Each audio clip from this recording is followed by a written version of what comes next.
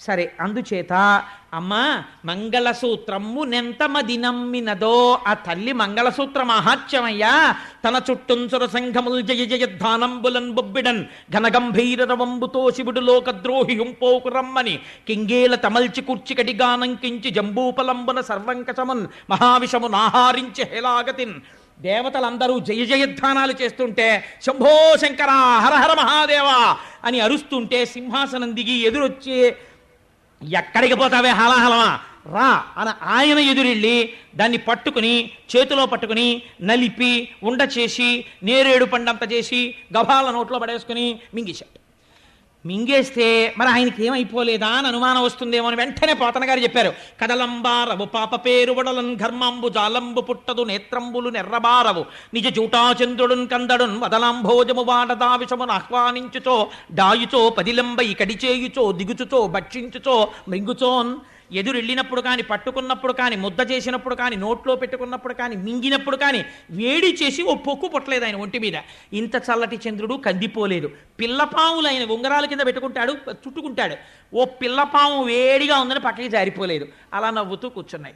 ఆయనకి ఒంటి మీద ఓ పొక్కు ఎక్కలేదు, ఓ వేడి చేయలేదు. అలా చల్లటి చూపులతో అలాగే ఉన్నాడు. శంకరుడి పాదములను నమ్ముకున్నవాడు కూడా హాలాహలం లాంటి కష్టం వచ్చినా అలాగే ఉంటాడు చల్లగా. నా స్వామి పాదములు పట్టి ఉన్నాడు కాబట్టి వాడికి బెంగ ఉండదు. అందుచేత కానీ హరుడుగళమునందు హాలాహలము పెట్ట కప్పు కలిగి త్వరని కడుపు నొప్పి అని సాధురక్షణం సజ్జనులకు నిన్న భూషణంబు కాదే భూవరేంద్ర అంటారు పోతన గారు. ఆయన నోట్లో పెట్టుకుని మింగుదాం అనుకున్నట్ట. ఇక్కడ దాకా వెళ్ళింది కంఠంలోకి. ఉదరము లోకంబులకును సదనంబకు టెరిగి చటుల విషాగ్నిన్ కుదురుకొనే కంఠబిలమున పదిలంబుగా నిలిపే సూక్ష్మఫలరసము క్రియన్. తీరా మింగేద్దాం అనుకుంటే అయ్యో కడుపు నిండా అధోలోకాలు ఉన్నాయి, పైన ఊర్ధ్వలోకాలు ఉన్నాయి. మింగేస్తే అధోలోకాలు కాలిపోతాయని మింగలేదుట, కక్కితే ఊర్ధ్వలోకాలు పోతాయి. పైకి వదలలేదు, కిందకి వదలలేదు. ఈ కంఠంలో పెట్టుకున్నట్టే. పెట్టుకుంటేట చాలా సంతోషించింది. ఎవరోట తెలుసా అండి? పార్వతీదేవిట. ఎందుకోట తెలుసా? భాగవతంలో లేదు కానీ నేను కలిపి చెప్తున్నాను. శంకరుడు మహాజ్ఞాని, తెల్లగా మెరిసిపోతుంటాడు. అసలు ప్రపంచంలో అందం ఎవరిదో తెలుసా అండి? శంకరుడిది. లింగ పురాణంలో చెప్తారు శివుడి అందం అంటే ఎలా ఉంటుందో.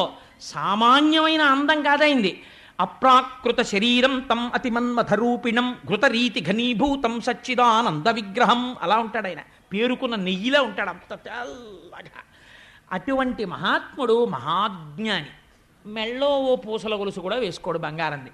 పార్వతీదేవో సమస్త ఐశ్వర్యములకు ఆటపట్టు. అమ్మవారికి కోరికుండేదట మా ఆయన కూడా చక్కగా ఏమైనా నీల పతకం ఉన్న గొలుసు ఒకటి వేసుకుంటే ఎప్పుడైనా అలా ఉత్తరీయం వేసి కూర్చుంటే ఆ తెల్లటి గుండెల మీద నీలం పతకంతో గొలుసు వేసి కూర్చుంటే ఎంత బాగుంటాడో అనుకునేదిటే. ఎప్పుడైనా వెళ్ళి ఏమండి ఈ పండక్కి అయినప్పటికీ అక్కర్లేదు, ఈ పావులు చాలు అనేవాడు నాగభూషణుడు.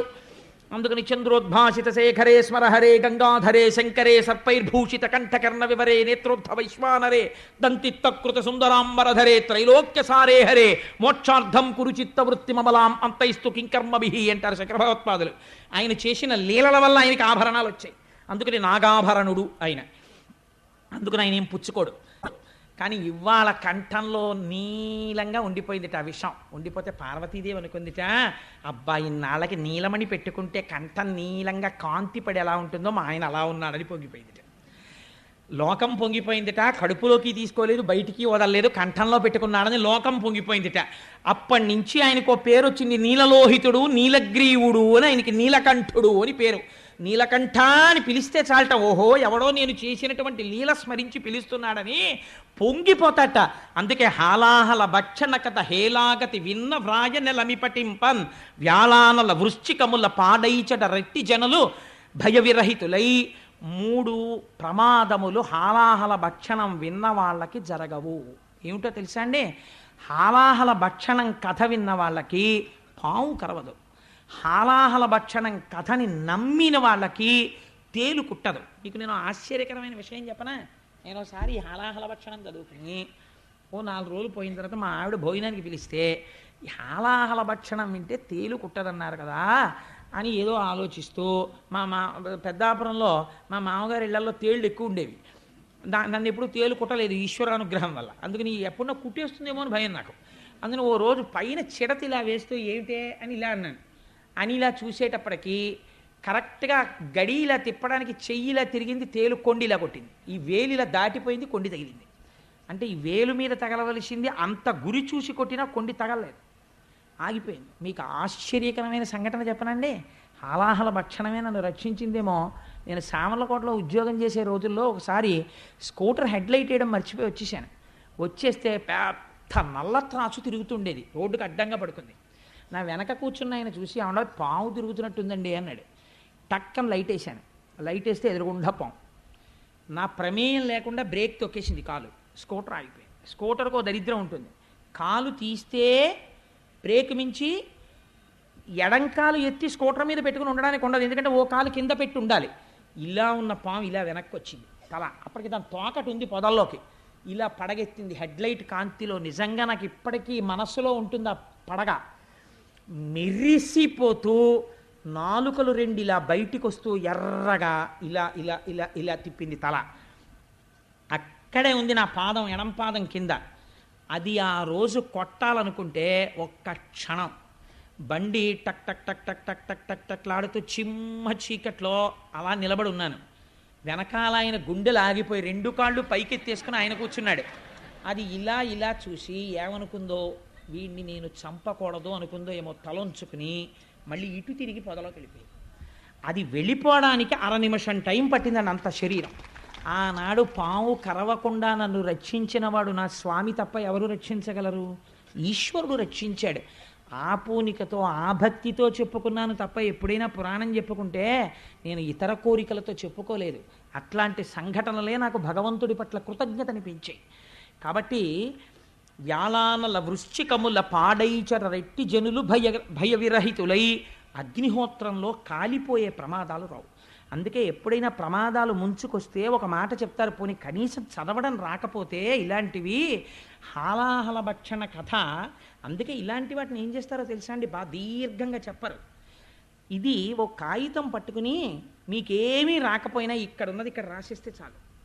అగ్నిహోత్రం వలన ప్రమాదం వస్తోందని జాతకంలో ఉంటే ఇది రాస్తే ఏ వేలో కొద్దిగా కాలు వదిలేస్తుంది. అంతంత శక్తులు ఇటువంటి లీలలయందున్నాయి. అది క్షీరసాగర మథనంలో ఆవిష్కరించి వ్యాసభగవానుడు ఫలశ్రుతి చెప్పారు. ఆనాడు స్వామి హలాహలాన్ని పుచ్చేసుకున్నారు, దేవతలందరూ సంతోషించారు, మళ్ళీ బయలుదేరారు. ఆనందంతో మళ్ళీ పాలసముద్రం దగ్గరికి వెళ్ళిపోయారు. అమ్మయ్యా, మొత్తానికి హాలాహల భక్షణం అయిపోయింది. ఈ పుణ్యమాని పార్వతీ పరమేశ్వరులు ఇద్దరినీ చూసేశాం. చిత్రం ఏమిటో తెలుసా అండి, అగ్రపూజ అని ముందు పెద్దవాడికి నమస్కారం చేసి అప్పుడు మొదలు పెడతారు ఏ పూజ అయినా, తప్ప మామూలుగా మొదలు పెట్టకూడదు. ఒక పెద్ద ఆయన్ని ఎవరినో పిలిచి ఆయనకు నమస్కారం పెట్టి మొదలెడతారు. మొదలెడితే ఏమవుతుందో తెలుసా అండి, విఘ్నం రాదు. ఆయన ఒక ఆశీర్వచనం చేస్తాడు, ఆ ఆశీర్వచన బలం కాపాడేస్తుంది. కాబట్టి అందుకే పెళ్లిలో అంతమంది పెద్దలకి నమస్కారం పెట్టిస్తారు. అది జీవన యాత్ర. అన్నాళ్ళు కలిసి ఉండాలి, పెద్దలకి నమస్కారాలు పెట్టి అక్షతలు వేయిస్తారు. కానీ ఇవాళ మన దౌర్భాగ్యం ఏమైపోయిందంటే వాడు బూట్లు వేసుకుని నమస్కారం పెడతాడు, యువతల వాడు ఆశీర్వచనం ఎలా చేస్తాడు? కాబట్టి ఏదో పాపం పోన్లే, వీడి అజ్ఞానము క్షమించబడుగాక అనో అక్షత ఇయ్యాలి తప్ప ఆశీర్వచనం చేయడం ఎలా కుదురుతుంది? చెప్పులు వేసుకుని నమస్కారం పెట్టేవాడికి ఆశీర్వచనం ఏమిటి? బూట్లు వేసుకుని నమస్కారం పెట్టేవాడికి. అందుకని వాడికి ఆశీర్వచనం చేయడం కుదరదు. వాడు అహంకారంతో ఉన్నాడు. నువ్వు మహాత్యాగివైతే ఏమో, అయితే కనీస మర్యాద ఏది, కనీస సంస్కారం ఏది? మర్యాద నేర్చుకోవాలి, ప్రయత్నపూర్వకంగా సంస్కారం నేర్చుకోవాలి. ఇది నిన్ను కాపాడేది. కాబట్టి వీళ్ళు మళ్ళీ శ్రీమన్నారాయణుడు చెప్పాడు కదా, మనందరికీ కూడా ముందు హాలాహలం వస్తుంది, బెంగ పెట్టుకోవద్దు, మనం మళ్ళీ వెళ్ళి క్షీరసాగరాన్ని మధించాలన్నాడు. అందుకని అందరూ బయలుదేరి ఇప్పుడు మళ్ళీ వాసుకుని చుట్టి మళ్ళీ క్షీరసాగర మదనం మొదలుపెట్టి ఉత్సాహంగా, ప్రమాదం వెళ్ళిపోయింది కదా, ఇంకా హాలాహలం వచ్చేసింది, ఇంకా ఏవో వస్తువులు వస్తాయన్నాడు ఆయన. ఓ మాట చెప్పాడు, హాలాహలం వచ్చినప్పుడు భయపడకండి, మళ్ళీ చెప్పండి, కానీ మంచి మంచి వస్తువులు వస్తాయి రే, కానీ వాటి మీద దృష్టి పెట్టుకోకండి అన్నాడు. అవి ఏమిటో చూడాలనుంది, ఇవేమిటో చాలా మంచివి మన దృష్టి లాగేస్తాయన్నాడు, కానీ అడగద్దన్నాడు. కానీ అసలు అవి ఏమిటో చూద్దాం, ఒక్కొక్కటి వస్తాయని సంతోషంగా తిప్పేస్తున్నారు పాలసముద్రం వంక చూస్తూ. హలాహలం రావడం చూశారు కదా, కాబట్టి ఇప్పుడు కూడా అలాగే వస్తుంది అక్కడి నుంచి అని తిప్పుతున్నారు. తిప్పుతుంటే ఆ ఆనంద సమయంలో అగ్నిహోత్రియనుచు ఆసుర భిని దేవమునులు పుచ్చి కొన్ని రిముని రింగి విభుద సంఘములకు వెర్రవుతో ఆధ్వర హవులు పెట్టు కొరకు అవనినాథ. మొట్టమొదట అందులోంచి సురభి కామధేనువు పైకొచ్చింది. ఆ పైకి వచ్చేటప్పుడు మొట్టమొదట వీపు, కొమ్ములు, తల, పృష్ఠభాగం, ఆ అందమైనటువంటి శరీరం, దాని 4 పాదములు, తోక, ఆ కన్నులు, ఆ ముట్టె, ఆ తల కనపడేటట్టుగా కామధేను వచ్చి నిలబడింది. అది కామధేనువు కోరికున్న కోరికలు తీరుస్తుంది. అందరూ నిలబడి నమస్కారం చేశారు ఆ కామధేనువుకి. ఇది విన్నంత మాత్రం చేత శక్తివంతం. ఆ కామధేనువుకి నమస్కరిస్తే దేవమునులు అన్నారు, మహర్షులు, వీళ్ళకి లౌకికమైన కోరికలు ఉండవు. ఇంకా దాన్ని తీసుకొచ్చి పెరట్లో పెట్టేస్తామానో ఓ కప్పు కాఫీ ఇచ్చే, ఓ కప్పు టీ ఇచ్చే అంటూ ఉండరు. ఈ పాలతో మేము హవిస్సులు అర్పిస్తాం అన్నారు. ఎందుకు ఇస్తారు హవిస్సులు? లోక కళ్యాణార్థం. వాళ్ళు దేవమునులు, వాళ్ళకి కోరికలు ఉండవు, వాళ్ళు చెయ్యాలి. అందుకే బ్రాహ్మణుడికి గోదానం చేశారు అంటారు. ఎందుకో తెలుసా అండి? ఆయన ఏం చేస్తాడు? తోడెట్టుకు పెరుగు తిండం. ఆయన ఓ పట్టుకెళ్ళి శివలింగానికి అభిషేకం చేస్తాడు. చేస్తే ఏమవుతుంది? లింగం చల్లబడుతుంది. శివలింగం చల్లబడితే లోకమంతా చల్లగా ఉంటుంది. అందుకే ఆవు పాలు పట్టుకెళ్ళి అయ్యగారికి ఇవ్వండిరా కాశిని అంటుంటారు పెద్దలు. కారణం ఏమిటి? దానివల్ల లోకమునకంతటికీ మేలు చేయించినటువంటి పుణ్యంలో 6వ వంతు తన ఖాతాలో పడిపోతుంది వచ్చి. కాబట్టి తేలిక మార్గం ఏడో బ్రాహ్మడికి పట్టుకెళ్ళి ఆవు పాలు ఇచ్చి అభిషేకం చేసుకోండి అని చెప్పడమే. అందుకనే పట్టుకెళ్ళి ఆవు పాలు ఇస్తూ ఉంటారు. అదండి దాని వెనకాల ఉన్న రహస్యం. అందుకని ఇప్పుడు మొట్టమొదటి ఇది చేసిన వాడు ఎవరు? శ్రీమన్నారాయణుడు చేశాడు. ఇప్పుడు ఈ సురభిని ముందే చెప్పాడు ఆయన, ఎవరు అడక్కండి అని. వీళ్ళకేం తెలుసు? వెర్రేళ్ళు దైత్యులకి అమృతం వస్తుంది తాగుదాని లేరా అనుకున్నారు. ముందు మనం ఇది అడిగితే తర్వాత మీరు అది పుచ్చుకున్నారు కదా, ఇది ఇవ్వనంటాడేమో ఊరుకున్నారు. వాళ్ళ అదృష్టం. ఆయన విష్ణుమాయ కల్పించాడు కూడా. ఆ గోవుని చూసి స్వామి అన్నారు, దేవమునులు పుచ్చుకోండి, మీరు దీని పాలతో హవిస్సులు అర్పిస్తారు, దేవతలు సంతోషించి వర్షాలు కురుస్తాయి, అందరూ బాగుంటారు. ఒక్కడూ కోరుకునేవాడికి కామధేనువు కాదు, అందరికీ పనికొచ్చేవాడికి కామధేను ఉండాలి. అందుకని కామధేనువుని దేవమునులకి ఇవ్వండి అన్నారు. దేవమునులు పుచ్చుకున్నారు. పుచ్చుకున్న తర్వాత అప్పుడు మళ్ళీ పాల సముద్రాన్ని చిలకడం మొదలుపెట్టారు.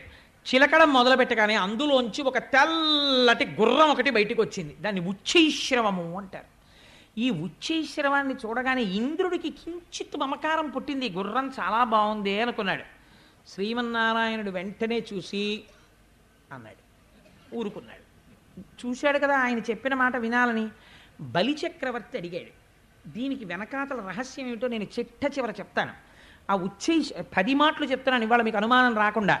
ఆ ఉచ్చైశ్రవాన్ని బలిచక్రవర్తి అడిగాడు. రాక్షసులకి రాజు, నాకు కావాలని, నీకు ఇవ్వాలని నేను చూస్తున్నాను అనుకుని తీసుకో అన్నాడు స్వామి.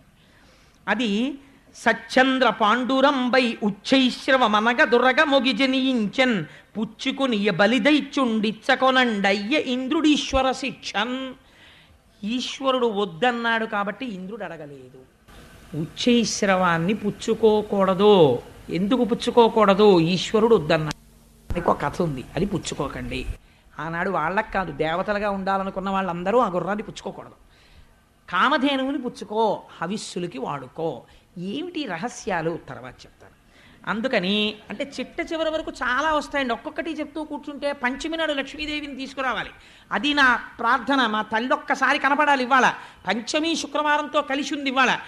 ఇది విని లక్ష్మీదేవి రాగానే ఇంద్రుడికి దరిద్రం తొలగిపోయింది. దుర్వాస శాపం వల్ల వచ్చినటువంటి శాపం ఇక్కడ చెప్పలేదు భాగవతంలో. దేవీ భాగవతంలో చెప్పారు. ఒక గొప్ప స్తోత్రం ఉంది లక్ష్మీదేవిని ఉద్దేశించి. ఆ స్తోత్రం ఎవరు చెప్తారో వాళ్ళకి దరిద్రం తొలగుతుంది. కొన్ని కోట్ల జన్మలు అనుభవించవలసిన దరిద్రం నశిస్తుంది. ఆ స్తోత్రం ఇవాళ మన అందరం కలిసి చెయ్యాలని నా తాపత్రయం. అందుకని ఆఖరణ చెప్తానంటున్నాను ఈ తత్వం అంతా కలిపి ఒక్కసారి. ఆ తరువాత మళ్ళీ చిలకడం మొదలుపెట్టారు. ఎల్ల ఋతువులందు ఎలవారి పరువమై ఇంద్రువిరుల తోటకేపు తెచ్చి కోరువచ్చు వారి కోర్కెలు ఈడెడు వేల్పుమ్రాను పాల వెళ్ళి పుట్టే. ఒక బ్రహ్మాండమైనటువంటి కల్పవృక్షం ఒకటి వచ్చింది పాల సముద్రం నుంచి. దానికి ఆ కల్పవృక్షానికి పువ్వులు పూసున్నాయి. ఆ పువ్వులు ఎవరు పెట్టుకుంటారో వాళ్ళకి 5వ తనం తరగదు. దాని మించి వచ్చేటటువంటి గాలి ఎవరు పీలుస్తారో వాళ్ళ ఆరోగ్యం పాడవదు. ఎవరు కల్పవృక్షం దగ్గరికి వెళ్ళి ప్రార్థనలు చేస్తారో వాళ్ళకి ఫలాల రూపంలో కోరికలు తీర్చేస్తుంది. ఇప్పుడు ఈ కల్పవృక్షాన్ని ముందు ఎవరికి ఇచ్చారో తెలుసా అండి? ఇంద్రుడికి ఇచ్చారు. ఎందుకని? ఏమడుగుతాడు ఆ కల్పవృక్షాన్ని చూసి?